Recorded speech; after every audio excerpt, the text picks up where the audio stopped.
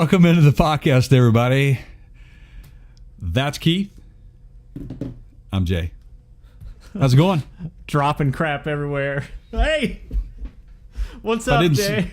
Not much, man. If I didn't say this already, it's partscounterguru.com. You get the first place prize. Do I really? You mentioned it first on this episode. Oh, mentioned it first on this episode. Ooh, that could be another contest. Yeah. Between you and I.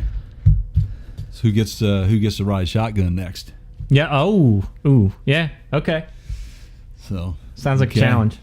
You got an exciting schedule coming up, don't you? Yeah, maybe. Allegedly. Yeah. You talking about the Coca-Cola 500? Yeah. I think it's a 500, isn't it? NASCAR race? I think it is. Yeah, it is a 500, yes. They run the, don't they run the Indy 500 same morning, don't they? Sure. I think they do, yeah. Memorial Day weekend. Remember Tony Stewart would run the Indy 500 and then he would fly out to North Carolina and then... start a couple fights and then do the NASCAR race. Yeah, right? Exactly, man. Yes, for sure. This is what I know. I'm a guest of Toyota. I have hot pit pass access. Oof. And I will be posting photos and hopefully some videos of that on our website as soon as I can. That's pretty exciting, man. And also probably on our social media feeds as well, like our Instagram, like our Instagram page. Oh, yeah, right there. And our Facebook page. Facebook, yes. You can reach us on Facebook at Parts Counter Guru. Instagram, The Parts Counter Guru. I know we say that on every episode, but... well, there's a reason for that. And part of the reason is because I can't remember. Well, that's okay. That's all right, man. I completely get it. That comes with age, so... Right. And other things. So, oh yeah, definitely. So, So what, you got some news topics for us today, man? Well, let's have some information on this headwear. Oh, really? You interested? What How do you like this one? It reminds me of like camping. Ah, yeah. I can't read it, but it's got that sort of I climb rocks on the weekends vibe. It does. Patagonia stuff. Is that what that's? Yeah. Yeah. Or maybe you're paddleboarder. I don't know. I'm not trying to judge here. No, none of that. I just like good beer. You know that, right? What is the hat? Yeah. Rumor has it. Yeah. La Conner Brewing. It's a brewery. Okay. Yeah. It's a little fishing community, arts community. Okay. That's down the road a piece, and great little environment. If you like fish and chips, if you like good beers, some good wood fired oven, pizzas and wings and those sorts of things, man. Are we getting hungry yet? Yeah, with those places, I get in trouble at those places because a lot of them are going to the armbands where you go in and you order your pizza and you give them your credit card and then they give you an armband and then they point to the wall and there's some 15, 10, 20 whatever taps on the wall. Right. And they're like, you just use the armband there and here's your glass, right? Right. Yep. Yeah. There's a few markets around like that. You can go in and that's becoming the trend. I've seen a few of them where you just pay your fee and you get your band and you scan it. You go over and pull the tab and drink as much as you pay for. I think within limitations, they're probably keeping you in check on the way you wobble in and out. So probably have to be careful. But yeah, the growler fill stations and those sorts of things. It's a lot of fun doing that, because then you get to try and experiment different beers that you may not. Try. You can make your own beer, man. You go suicide. Oh, you can. Oh, I've done it. I mean, there's with the Brute IPAs that are out now. Yeah. There's what isn't there like the Mangria out there or something. Is that right? Well, that's Carolla's. That's Adam Carolla's. Right. So that famously, he sells that under his label now. But apparently, the story goes, I'll try to do this justice. Like, he was at a party or something, and somebody had like some wine or something, and he was like, and he went and found like a bottle of vodka somewhere and just sort of you know made his own and went, hey, that's pretty good, you know, and I guess the rest is, as they say, history. That's awesome, man. Well, I came up with my own version. It may be I looked. I don't think I saw it anywhere, but we're gonna use Brut IPAs. Yeah. Which, have you tried one of those yet? Possibly. I would. I mean, it's interesting. I mean, it really does have that similarity to like a Brut champagne or something like that. It's kind of interesting. But if you take the Brut IPA and mix it with a little orange juice, you know, and let's call it a Manmosa. Yeah. I wondered if that's where you were gonna. Yeah. Yeah. Okay. Yeah. I mean, if there's not a Manmosa out there, we did it first right here, PartsCounterGuru.com. As usual, we're kind of moving the needle, solving the world's problems, right? That's it, man. That's it. Along with a few other things. So. True. Yeah. So. Okay. So now. Live. PartsCounterGuru.com. News. All right. So I just stumbled across this earlier in the week, and let's see if I can. Okay. This is from Cord Cutters News. Amazon and SpaceX. Amazon's and SpaceX's. Easy for you to say. New home internet services will reportedly save Americans $30+ billion annually. So right. The story goes like this. I'm looking at the article here, but apparently they're launching SpaceX and Amazon, I guess, a bunch of low orbit satellites, and those satellites, among other things, are going to have the capability of broadcasting broadband internet. Right. Now, we did a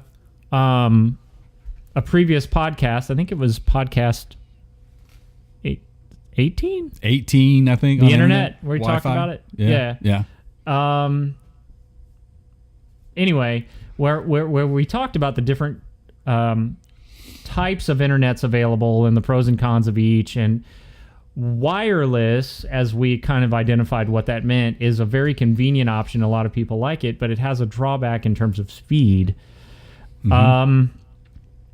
So there's a couple hurdles here as I see it, and they don't really go into these in the article, but I kind of know this to be true. So satellite internet is not really a new thing. It's been around for a while.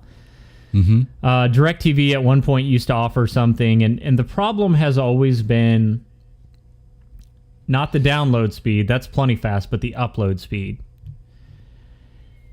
And so, because unless you have like a transmission station on the roof of your house that's going to go back up to that internet, usually satellite devices, or back up to that satellite, I should say, usually satellite devices are typically more one way.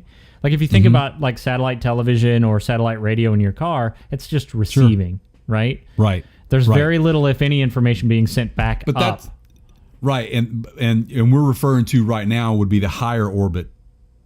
That's true. These are lower orbit. These are going to be lower orbit. So how do they? So I guess problem or challenge number one to them is how are they going to solve the upload speed challenge, right? Regardless of how high or low in orbit that thing is, you've still got to transmit back. And I don't know. It'd just be interesting to watch and see. The other issue is, okay, so if you want to watch satellite television, you got a satellite dish usually on your roof or on your deck or something, right? Right. And if you got a relatively recent car, you know, most of them now come with satellite, and they have that GM has the shark fin looking thing. BMW kind of does too, but you have it's different than what we used to call an aerial antenna, right? It's a satellite antenna that's mounted somewhere usually on the roof of your car, right? Yeah. So if you're sitting inside your house trying to get internet, how are you going to receive that from a satellite signal? Because it's line of sight. Mm-hmm. So it has to be able to see. I'm doing the finger quotes for those of you listening to the podcast. Sure. It has to see that satellite in orbit, right? Yep. So how are they gonna solve that? Or they're gonna put something in the middle of town and it's gonna convert that signal over to Wi-Fi on a pole somewhere and then transmit it. I mean, I'm not sure. Well, how does the 5G play into that? I mean, that's a cellular service. Well, they would be a competitor. Right. So I mean, they could potentially piggyback off of their network. Kind of what I'm thinking is that if I mean that might be how they're going to achieve it. What is now? Forgive me for not knowing this, but what I was surprised with was the number of satellites that both SpaceX and Amazon. I mean, if you look at that in combination between the two of them, you're almost talking about 8,000 satellites. Between the two of them. Yeah. Now, are these planned or are they in orbit now? It says SpaceX just received approval from the FCC to launch 4,425 satellites into space to build a low Earth orbit network. Okay. To sell home internet. So and again, FCC this is something we went into in the previous podcast titled "The Internet." The FCC here in the United States regulates that, so you have to get their approval. And that would also make me sort of lean toward they're probably going to be turning this into radio signal at some point throughout that transmission. That's a lot, man. That's a lot of. Well, it is. I mean, and Amazon is planning on launching. They haven't gotten the approval yet. It doesn't. I don't know if they do or not. It doesn't state that. It just says that they are planning to launch over 3,200 to build a network providing global high-speed internet. Interesting. That's a lot of satellites, man, in low orbit. What happens if they have a breakdown and they need to send a tech out? Ooh. Where would you? That's a good one. Where would you put the cones?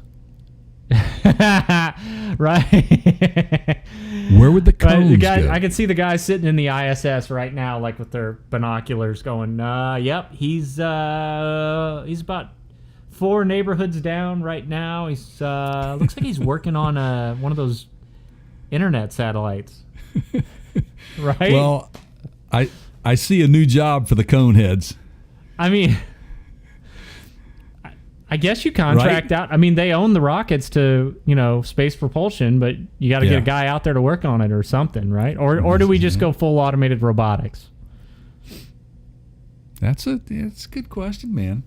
Who knew we were going there with this before the podcast started? Who knew? Yeah, but what's amazing to me is that if this isn't ever more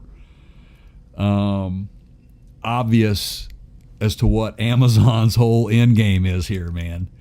You got to go to them for everything. However, they did get some competition with the Walmart thing.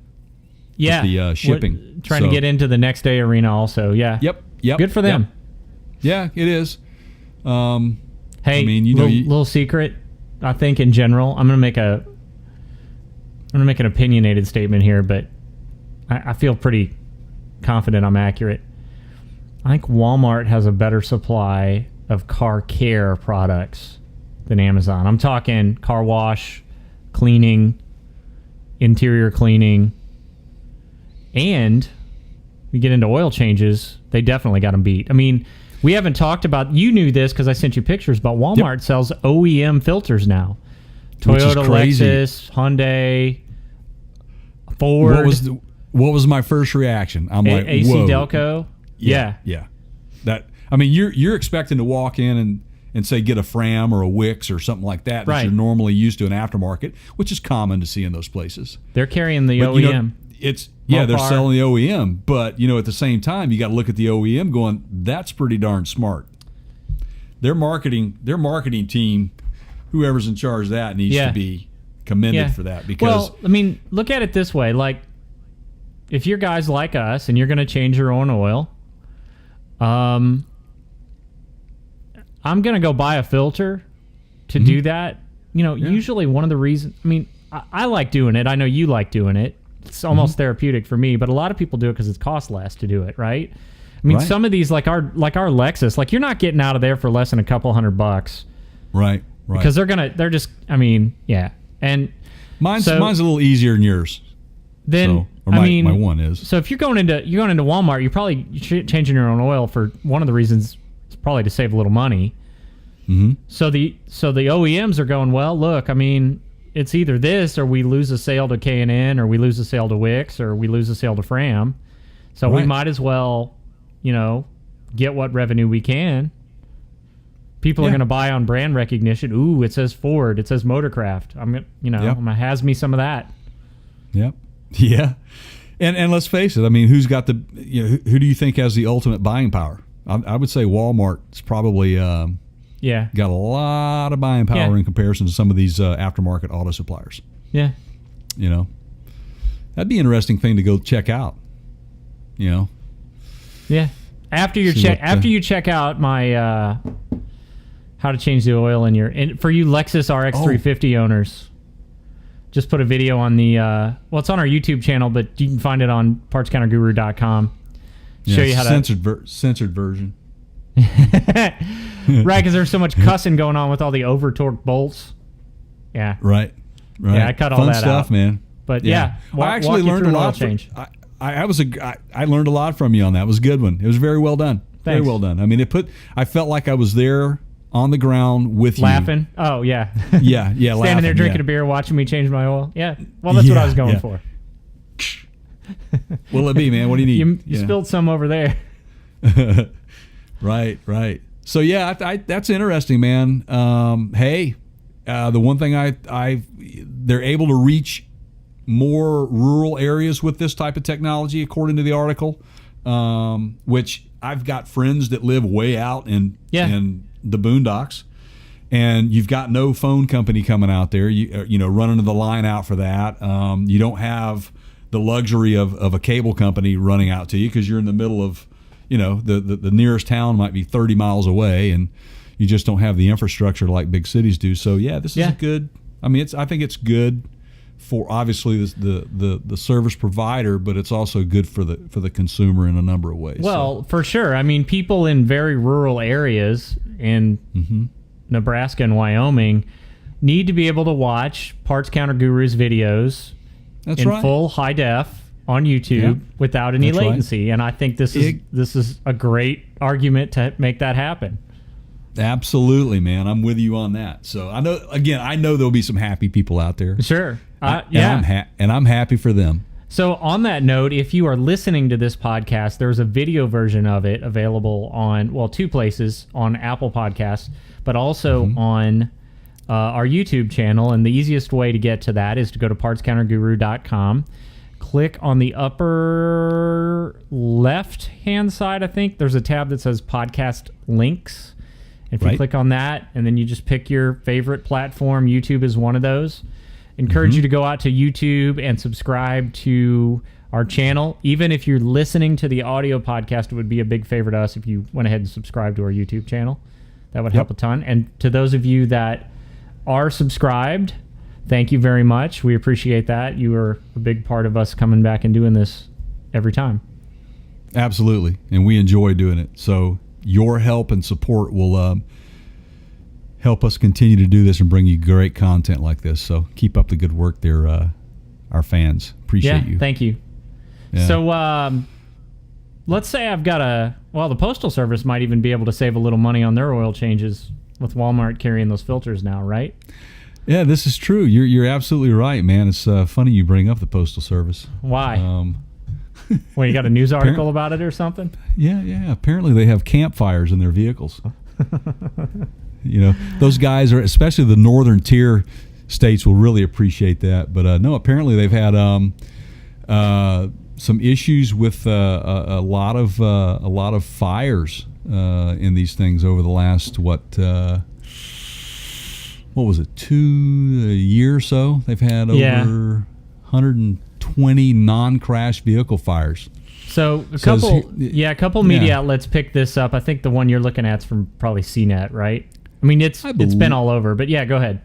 Yeah, it is. It's CNET. Yeah, that's it. Yeah, but it's basically the Grumman Long Life vehicle was basically it's based on the S10, and they use the what they call the thing.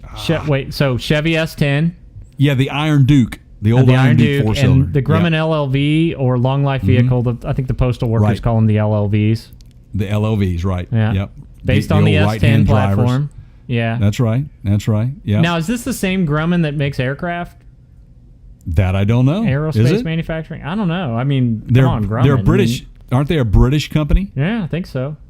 Yeah. Okay, so let's see. So these things are catching on fire. Yeah, they are catching on fire. There's a big problem. Nobody knows why. Nobody knows why. I know why. Why? Well, you already told us. Chevy S10. Oh, really? Well, come on, man. I mean, look, like this article, so this, I didn't know this, had a production run from 1987 to 1994. Wow, these things are still in use. Yeah. The USPS has been keeping them alive and on the road ever since. The LLV is based on the Chevrolet S10 chassis, which you just told us, powered by GM's objectively terrible Iron Duke four-cylinder engine. Right. I sold a lot of... which has terrible fuel economy.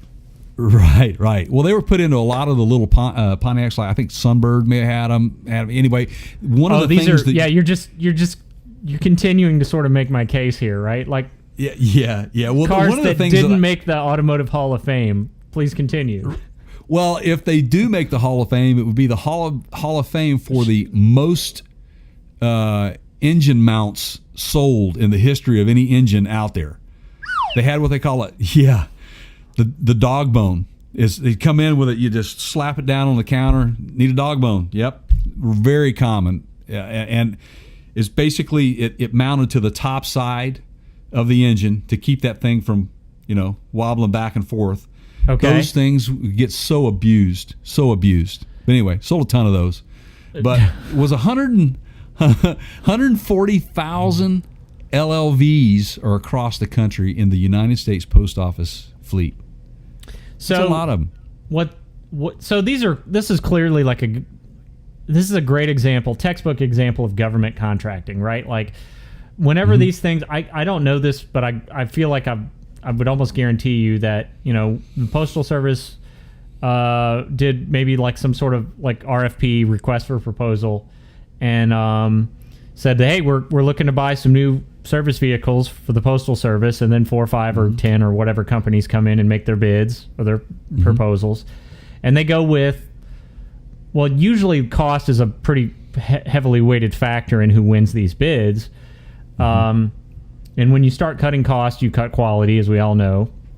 But apparently, because this is a government contracted platform, they don't have to report like the recall process is different, or it's just almost non-existent, or right. Normally it would be reported, but in this particular instance, it's not. Just yet another reason for these postal workers to go postal, right? I mean, they got their mail jeeps blowing up on them. Right, but right now, I mean, when I was reading this, I was looking through some other things about the Postal Service and what they're going through, and the first thing that dawned on me was, they're going to be going autonomous. I mean, they already have that in Europe, and that's something that's going to be coming down. Another poor postal workers, man, going out, losing their jobs. Well, I really think it's the only way that they survive, because their costs are so. I mean, they're upside down every year on their budget with the cost of delivery. So, raising that stamp, a couple cents every 2 years is really not helping the bank account much, I don't think. So, it looks like what we were just talking about here is about to happen. The Postal Service is also looking for what they're calling NGDVs, because we just love acronyms here on Next Parts Counter. Next generation delivery vehicles. So they're looking at options, and I would guess they're looking probably at some automated options for those. They are. One would think. Oh, for sure.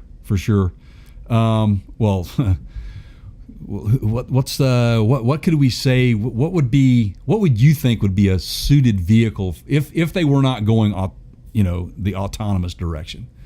Something from a reliability standpoint. What do you think? Well, man, I mean, I think you're kind of baiting me here, but I mean, my first question would be, kind of what. Well, I'm gonna give you my answer with how I say this, but how many miles are these guys traveling on the route every day? So I guess I'm asking you what the range is, because because you would want to go with maybe an electric vehicle. I would think. Yeah, in certain, obviously that's a little bit more difficult when you're on the rural routes. But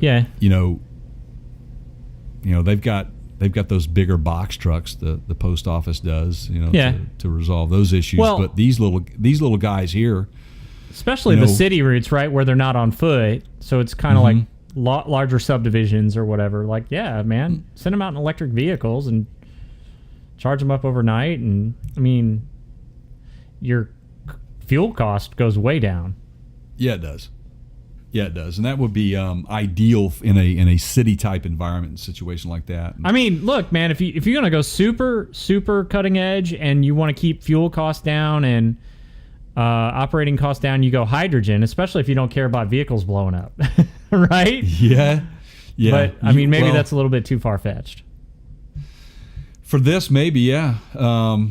You start mixing cargo with other things too. That might be you have to look at all those issues as well. Yeah. Because it might not be the only thing going up, man. If you know what I mean. But right. But yeah, that's an interesting thing. It's funny. I've worked in the industry. I've sold the rebuilding components to engine remanufacturers who support the United States Post Office in those efforts. So it's a very familiar engine to me in that regard. It doesn't surprise me that they're still rebuilding this thing, because they haven't really changed anything as far as that goes, and it's time for them to make a change. And who knows, maybe this will be the catalyst for them to make that happen if they continue to have these fires. I don't know, but we'll see what happens with it.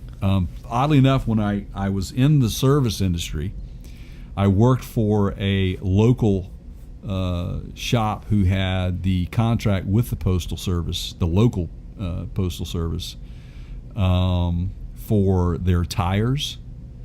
And also on icy and snowy days, we had the luxury of putting on the snow chains.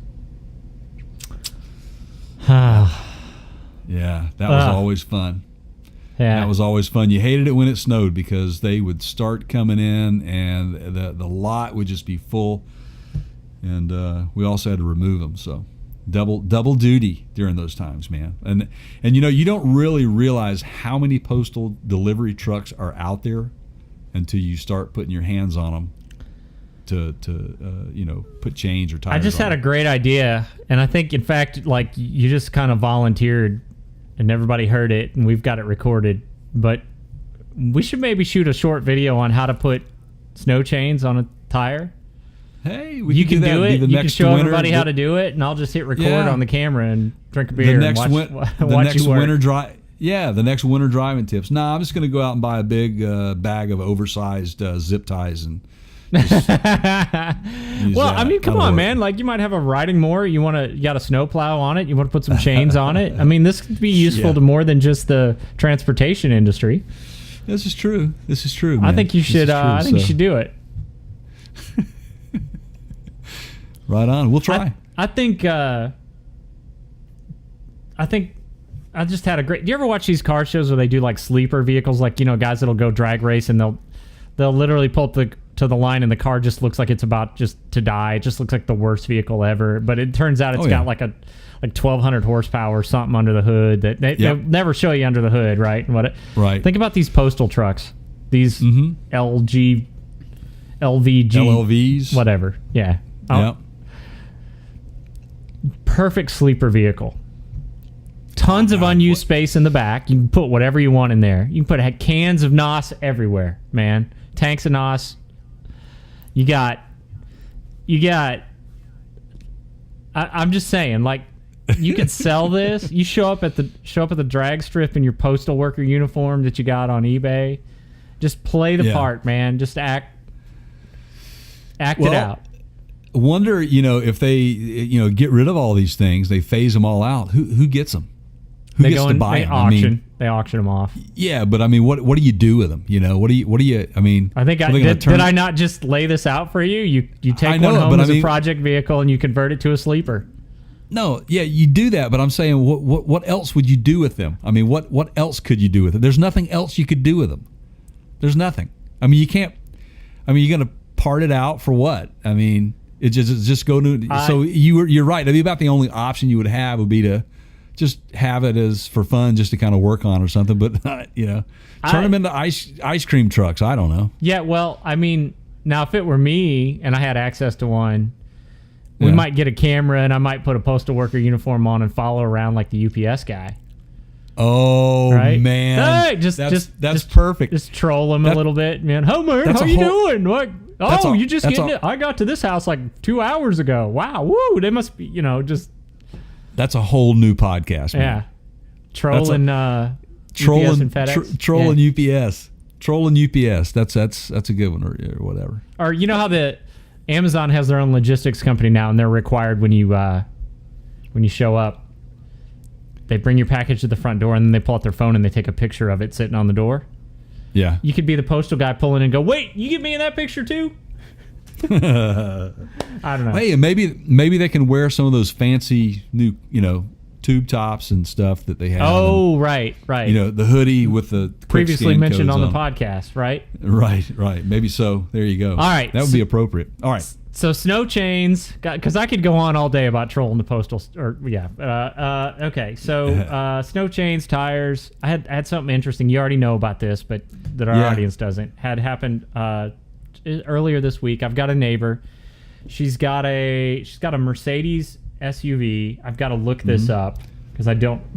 My son knows the model, but I do not. GL450. Thank you. Jay's he's already done the homework on this. 2015 GL450. Okay, so nice ride. Okay, bought new tires for it. Went to a very reputable tire center. It's actually the same place that I've bought tires from, and I like them. Bought my towing tires. I put some Michelin LTX tires on my truck for towing when I was pulling an RV. And they are, one disclaimer on it, they are really a good company. I like them too. I'm not going to name them. I'm not going to come. We might later. Let's see how this plays out. But because there's a little bit of but they are a good company. So I'm going to set up the scenario, and then you and I are going to go to work on solving this problem on the podcast, okay? Ooh, problem solving. So she made the comment to me. She goes, yeah, my tire pressure indicator light on my dash is always coming on, my TPMS, low pressure. Mm-hmm. And I don't even remember why I was there, but I'm gonna see her tonight. There's a neighborhood pizza party going on, and so I think what we should do here is I'm gonna write a letter with some bullet points in it, or a little, and we're gonna hand it to her, and we're gonna let her take it back to the tire center, and we're gonna see how they do this, how they take care of it. But on the door jamb, and interestingly enough, behind the gas cap on this vehicle, on this Mercedes, it has the tire pressure recommendations. Now, I'm used to seeing them in the door jamb, but I've never seen one behind the fuel door. I said behind the gas cap, behind the fuel door where you get to the gas cap. A lot of European vehicles do that. Okay. So it on the rear, in most cases for that vehicle, calls for 45 PSI. Okay. The tires that they sold her have a maximum inflation limit of, what was it, 40? 40, it's 44 was 44. The max PSI. So that's the max. Yeah. That's like, if you put more than 44, you're risking your safety. Like, don't ever do that. It's kind of what it says on the tire, right? That and you're gonna it's gonna wear the tire very quickly. I mean, well, sure, because then you get into an overinflated tire where you have the sort of the bowl where it's gonna rub through the center of the tread line, versus an underinflated tire that wears the outsides faster. Right. And if you really want to freak somebody out and find out what's actually making contact with the ground, take a piece of paper on one side of the tire Yeah. and another piece of paper on the other side of the tire, and they meet, that little gap in between, that's what's making contact with the road. Yeah, on a smooth surface, sure. Yeah, okay. Yeah, absolutely. So I just happened to like send you a message about this at some point and said, yeah, this is really odd because, you know, the recommended inflation numbers on this tire is like 35, I think. And that's going to cause a problem because the vehicle is set up for 45. Like, it's throwing TPMS alerts if it's below like 41, 42 pounds. That's right. Yeah. So there's no way to keep both happy. You've got the manufacturer recommending one thing, and then you've got the tire manufacturer that is recommending one thing, and then you've got the vehicle manufacturer recommending something completely different. So you went and did a bunch of homework. Yeah. So what you have here, the problem is first of all, it's a Mercedes-Benz. Okay, and not that that's a German problem, engineering, but man. It is German engineering, and let's face it, all of those vehicles they're set up on the European standard. Okay, and those things are designed. I think your initial question to me was, okay, you've got the fronts were at what, 39. They recommend the tire pressure be at 39 yeah, psi. Well, here I've got the we're gonna put this on screen, but here I've got the picture right here. Hang on, I'll tell you. Yeah. Would you like the door jam or would you like the fuel door number? They're probably the same. It doesn't matter. They're right? the same. They're the same. You can give either one. But okay. You know, so front 32 under a normal load. Under normal load, and then the rear. Under a normal load, not towing, 42. Right. Towing load. It's over here on another sticker.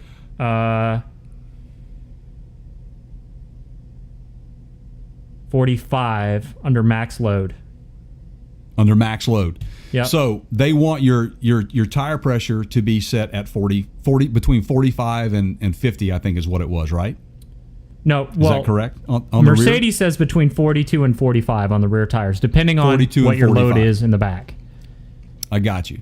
So basically, that tire, you're at maximum. So did you check? Well, here's the question. See, was the tire pressure below 45 at all times? Is that right? Yeah. Okay. So they should be set to 45, or were they not? Well, no. Mercedes says the tires, they need to be at 45 in the rear. Correct. Okay. Right. And there's a reason why that is. I mean, they okay. Do we have an Autobahn in the U.S.? Well, technically no, but we have closed course tracks. So that yeah, but that's not why you're buying that vehicle. That vehicle's an everyday use vehicle, and in Europe and in, let's say Germany, whatever, these things are designed to go at high rates of speed. Yeah, so there's a speed rating on tires, right? Now, I told her that. Yeah, speed rating and load rating. Load rating. All that in combination, right.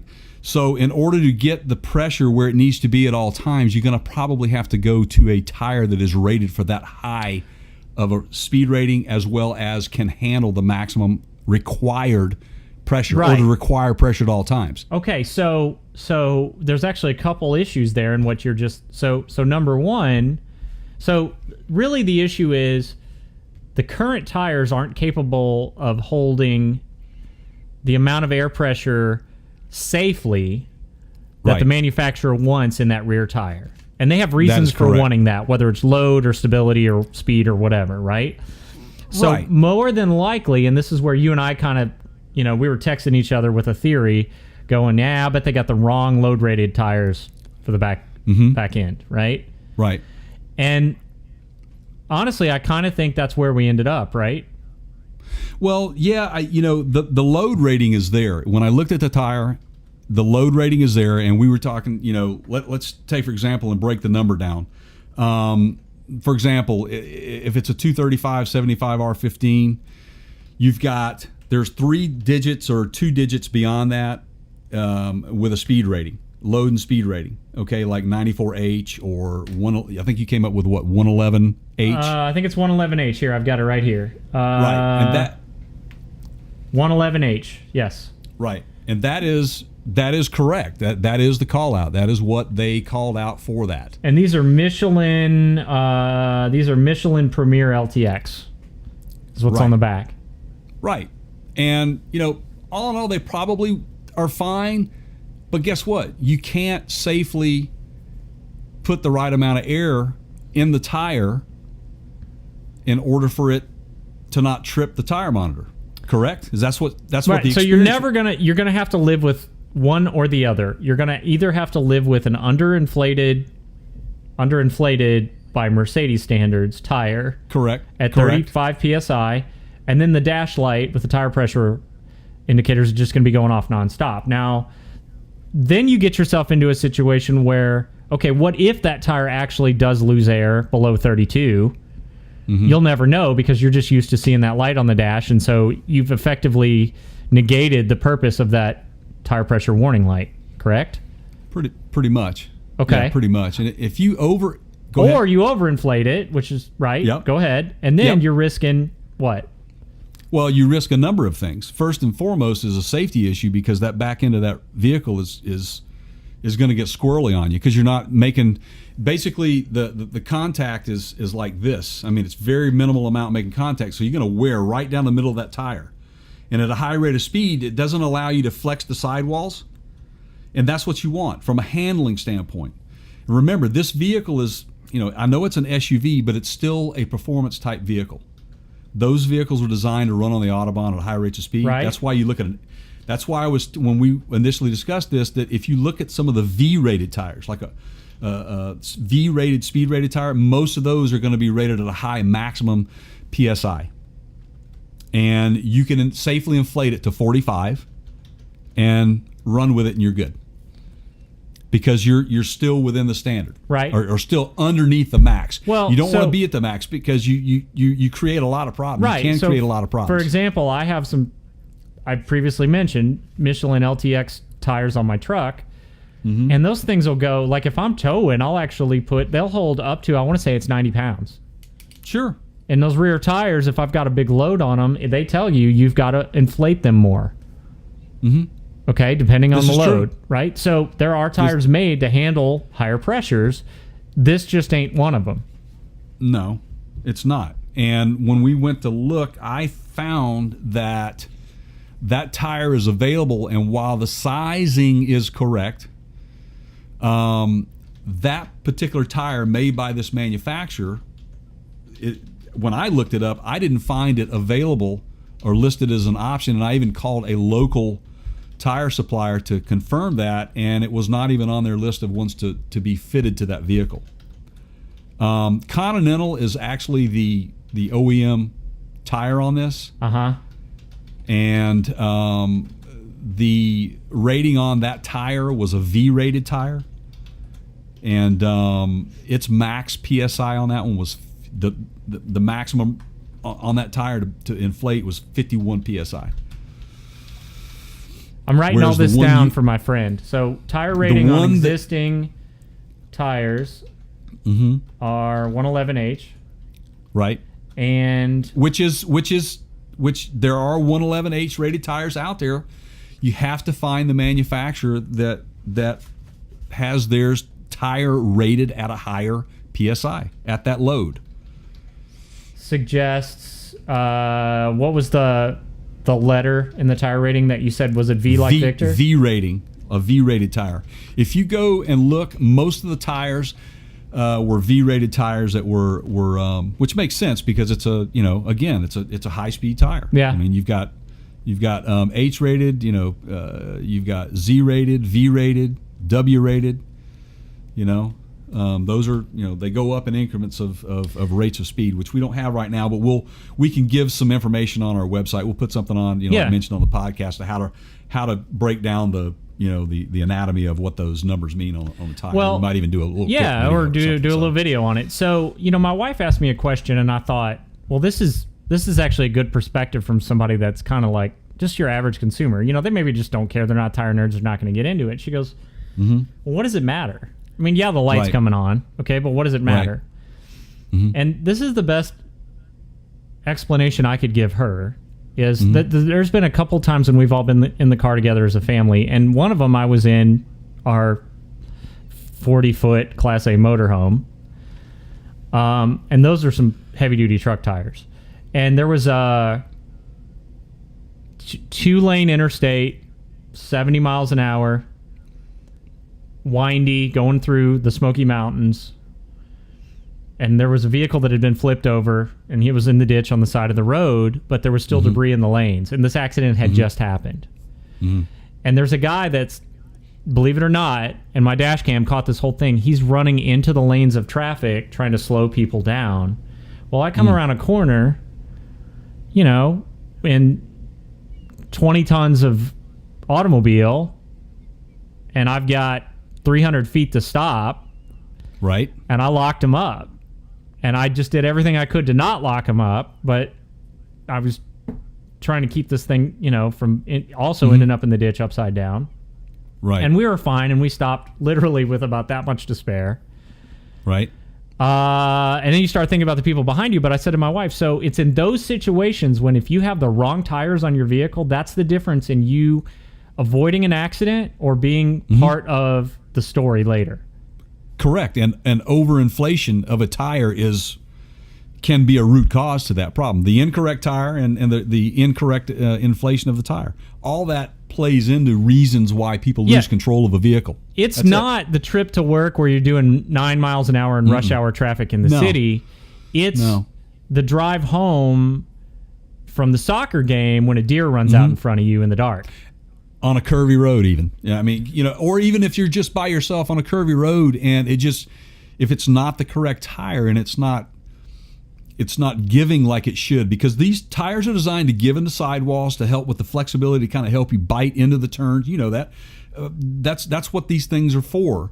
If you are putting a tire on a vehicle that is already at its maximum PSI, it can't achieve that. I mean, yes, it can be safely driven, but then you've got the TPS, or you know, the tire pressure sensor going off all the time. You know, that's a problem too. That's an annoyance, but you're not getting the maximum performance out of the vehicle by doing that. You need to go back. Look, if you were to, you know, here's things. If I were to say one thing about purchasing tires that is probably the most important thing that you can always do, and that is you should always go with the factory recommended replacement tire and the specifications that they put in there. Period. In this particular instance, while the tire size was correct, okay? Yeah. For this manufacturer, the tire size was correct. The load rating on the side of the tire, the 111H, that's the minimum requirement for this particular vehicle. Right. Okay? But the particular tire cannot handle what the manufacturer suggested for where the tire pressure needed to be at all times. And the reason why that is because these vehicles are tested and they're tuned, suspensions are tuned as well. Everything is done to precision for that particular vehicle to be driven under certain circumstances. You start screwing around with that by putting on a tire that may be a little cheaper, or somebody behind the counter didn't know what they were really doing and what they should have been looking for. This is the kind of stuff that can happen. And so my advice is to, you know, if I'm a counter person back there selling the tires, I'm not going to stop at just the size. You know, I'm gonna Nor find out. should you. That's part of the job, but I think we both know that's part of the job that often gets overlooked, right? That's absolutely correct. That is absolutely correct. And I do know, for example, and let me give you the other side of that. Okay, you've owned a Mini Cooper. I have one, and I have the S that has the run flat tires on it. Okay, it's a very low profile tire, and it has a high amount of pressure in it. I have to keep around 42, 43 pounds in there, you know, at all times, and for it to handle properly. And yes, I can go and buy, and this says it in my manual, I can buy other tires for this vehicle. It has to meet certain things, but I will lose certain performance by changing that tire. Yep. So it's like, understand what you're getting into. Also, if you're buying a vehicle, if you go and buy a Ford Shelby GT500, price the tires out before you buy the car, because honestly, if you're buying the car for the performance side of it, then you're going to need to be replacing the tires with the tires that are designed to be on the vehicle. This is what we have here. This is not on the owner of the vehicle. This is on the supplier of the tire and the installer, by not recognizing the required amount of PSI that the OEM manufacturer requires at all times in those rear tires. Period. That's what it is. So this is as you were sort of laying this out, I was jotting down some notes, and I'm going to take this to our neighbor tonight, and when I see her, and say, here you go, like, take this back to the tire shop and keep us posted. I want to post an update on our podcast in terms of what happens.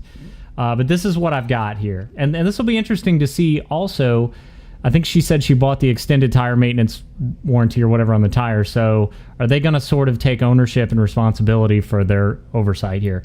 So Mercedes calls for 42 to 45 PSI in the rear on this vehicle, and that's per the manufacturer specs.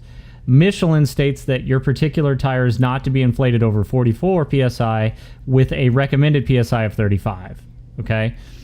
Mm-hmm. Michelin does not recommend this tire on their website, meaning it's not an option when you use Michelin's vehicle lookup tool for tires. Yeah, that's what I found. Okay. Yes. Tire rating on... Did you go to the website? I have not. No, that's what I got you for. Tire rating on existing tires is an H rating. It's a 111H. And Mercedes recommend or suggest V ratings on the tires that go on the rear of this vehicle. They call out an H, but it's a 111H. Yeah. Okay, they do call that V-rated tires are going to have a higher rating. Oh, I gotcha. You understand what I'm saying? Yeah. So when you go to the aftermarket and you're buying this, if you go online to go look for it, the majority of those tires are going to be V-rated tires at that higher PSI. Okay. Has to do with load, speed. Okay. Okay. So here, maybe we'll just change that a little bit and say V rating. A V rating would... You're going to find the tires that meet the... Yes. A better match. Okay. All right. Correct. Or you got to find a 111H with a higher pressure rating. Correct. And again, I looked and I found most of the 111H rated tires to be 44 max. Yeah.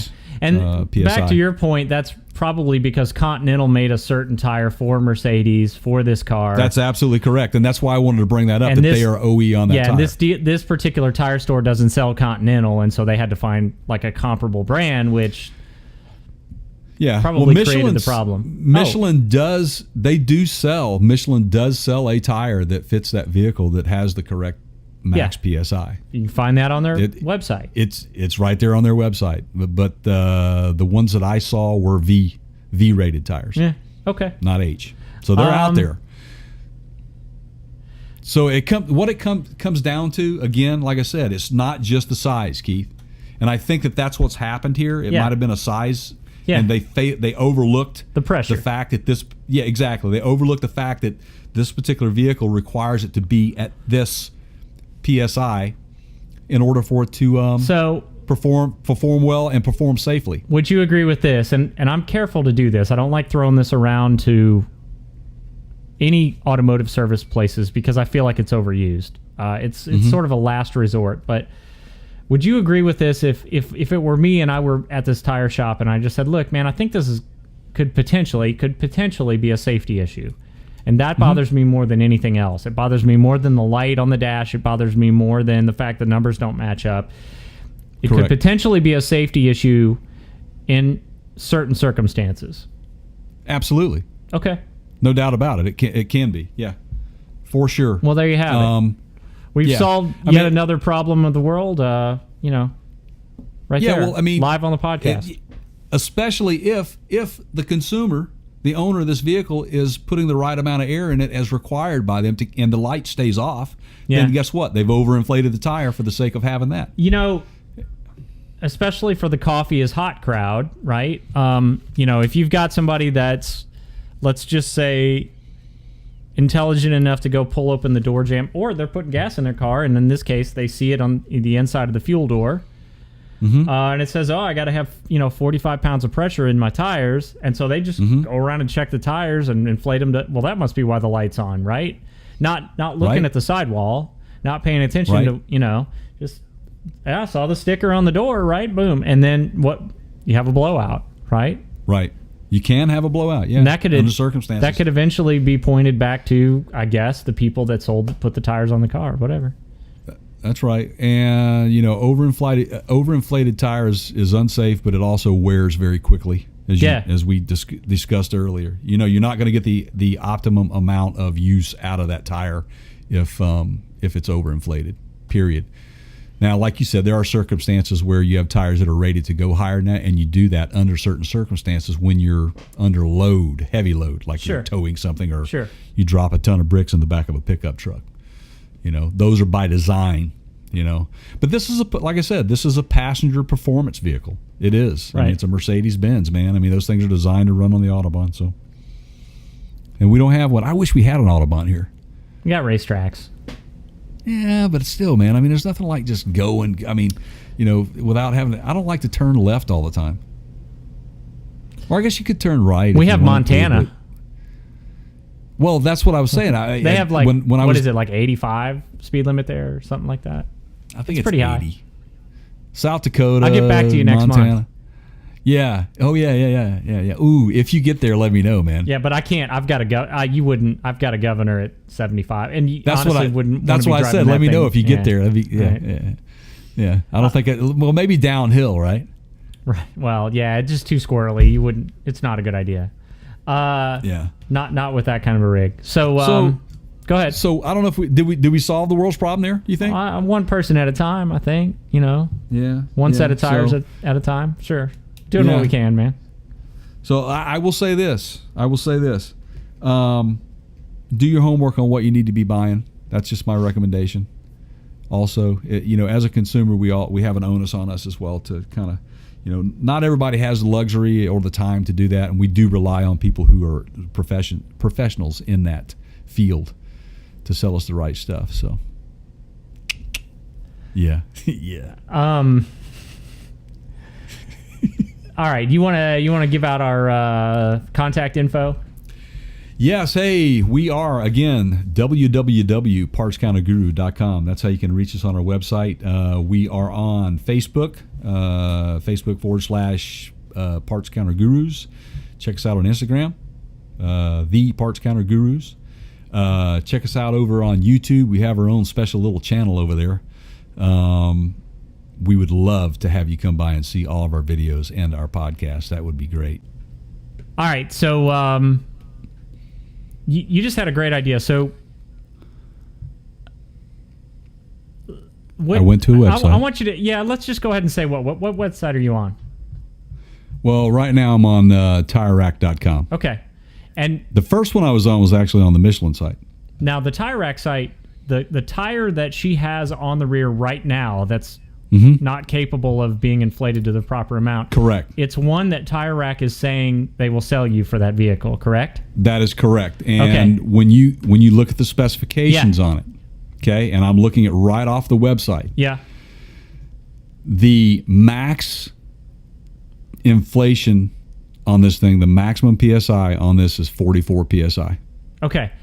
So you got one of these little, can I help you text annoying, guy kind of on the website, pops up a little chat window, says, do you have any questions? You just... Yeah, he's not there now. He went away. Oh, can you find him? Find him. Let's see if we can ask him a question. Let's see if I can ask. Yeah, here, live chat available. Here we go. So should I ask him, can I inflate this to... No. Tell him what car you have. Let's see. How do we want to play this? What do you think? Um,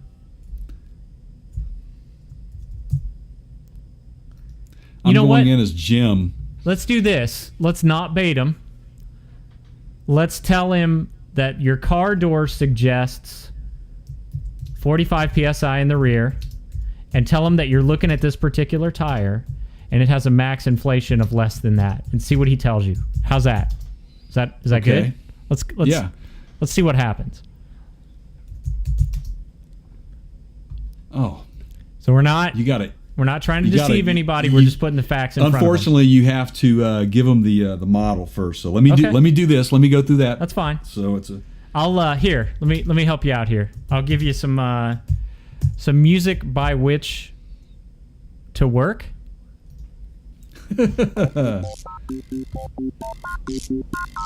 Ooh, that's awesome.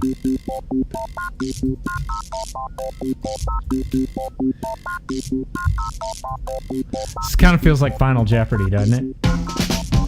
Yeah.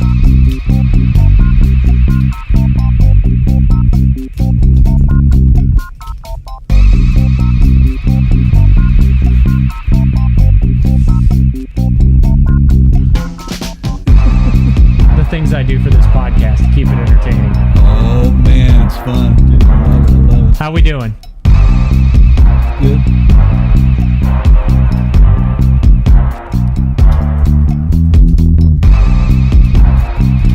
So, Jay is filling out an online form on TireRack.com with his year make model. Got it? Okay, here we go. Question in. Let's see what happens. Let's see how quickly I get a response here.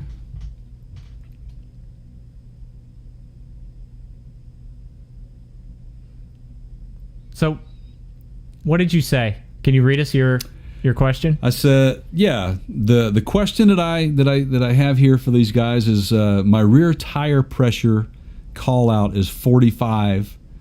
However, the tire that you were suggesting on your website has a maximum PSI of 44, inflation of 44. Okay. Question mark and question mark. Let's see what happens. Okay.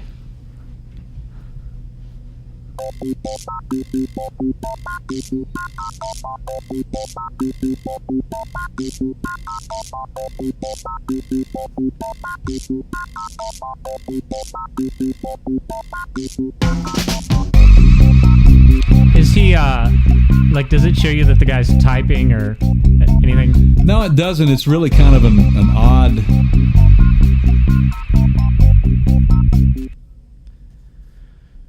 He said, "How can I help you?" You know. Oh, here we go. He's typing now. Here we go. We're getting a response. Fast response.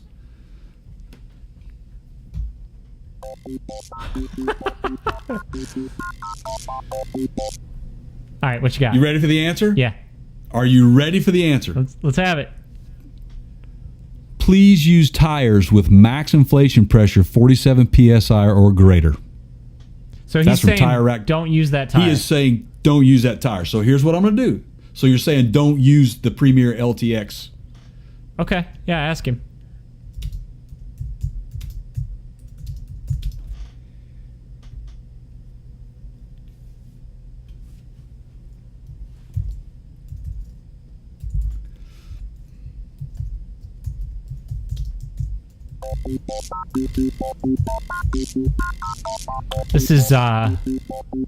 This is burning a little bit of airtime, but I think it's entertaining.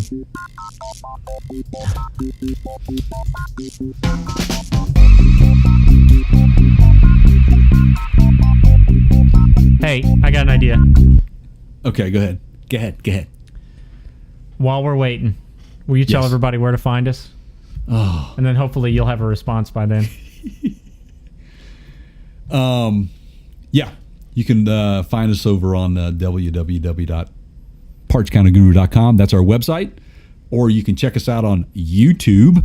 That'd be Parts Counter Gurus. Just search on Parts Counter Gurus and you'll find all of our videos. You'll find our podcast. You can check us out on Stitcher. You can check us out on Google Podcasts. You can check us out on, what else did I have down here? Oh, wow, man, I forgot we had Apple, iTunes. That's right. Yeah. So man, I've been doing this so long. You think I would know? Well, you're distracted. You're talking to a tire guy, man. Yeah, I am talking to a tire guy. If they just went to partscounterguru.com and clicked on the podcast links tab, that probably get it there, right? Yeah. Hey, stop talking to that tire guy. Talk to me. Well, here you go. Wait, save it. We're going to tease it and save it. All right, so website, partscountergurus.com. What about social media? We on social media? We are on social media. I'm having to pull Jay back in, everybody. Sorry. Well, I've got another. This tire guy. Like, I got it. Yeah. I got to talk to him, man, because he can wait. I got some breaking information here. So you can reach us on Facebook / Parts Counter Gurus. Yep. You can also reach us on Instagram. Yep. That would be the Parts Counter Gurus. Yes. If you find yourself on YouTube, please subscribe to our channel. That would be a huge help to us. It would help us reach our goal. And that would then allow us to kind of unlock some custom things with YouTube and get a little monetization. Also, and I want to mention this is a pretty new thing. If you go to partscounterguru.com, everybody pretty much shops on Amazon nowadays for something. We have an Amazon banner on the website. If you will just go to our website, click through on that Amazon banner, and then buy your stuff, that would give us a little credit. Doesn't cost you any more. Doesn't raise the prices of anything you're going to buy. But just does us a little favor in that we get the credit for the commission for the sale. So partscounterguru.com is the website. The Amazon banner's in the top right, I think. Yes. All right. Is. Now, back to your okay. Yeah, now that I'm out of Never Land or wherever it is I was at there for a minute, and this is real time stuff, folks, so get into this. So anyway, I got a response back after I said, he goes, so don't use the Michelin Premier LTX. Why do you show it? I said, why do you show it as an option? He goes, the system will not negate all options down to the exact PSI level needed on a tire. All right. That's why we note vehicle is needing those requirements, so you know what to look for. So it sounds like he knows his stuff, and that's good. That's what you want. Yeah, and I put in there, but your website calls it as an option. Well, now you're just being a pain in the butt. Well, I am. He goes, I'm sorry for any confusion this caused you, Jim. Hopefully, I should have gone in as like Eric Clapton or something, man. You know, that would have been cool, Mr. Clapton. But anyway, hopefully with the explanation, you can move forward with the choices at a 47 PSI or above rated tire. There you go. So this guy, bottom line. So yeah, he's legit and he's aware of it. And what I am hoping though, and I get it, that they have to fine tune their website. You know, maybe there's filter options that are not available for them to do that on their back end. Vehicle mapping is an imperfect science. It is, as you know, and I know, working together in that for a period of time. So I would have to say that the reason why this thing appears is because they can't filter it out of there. And they should have a disclaimer somewhere on their website, which they do. They tell you what you need to have in that vehicle. It showed, and that's why I wanted to point that out to you as well, the Michelin website. Yeah. The bottom line is that person selling that tire should have been just as aware as the consumer. Yeah, or more so. And that's their job. That's their job. And again, let me say no big help. Thanks, Jim. All right. Okay. So, anything else? No, I hope the pizza party goes well, man. Thanks. I will report back. Tune into the next podcast, everybody. Until next time, that is Jim over there, or otherwise known as Jay, if he's not on TireRack.com. I'm Keith. That's me. What have we learned today? Tires are expensive. Good tires are expensive. Heck, man, living on Earth is expensive, but it does include a free trip around the sun. It does, yeah. All right. Take care, everybody. See you next time.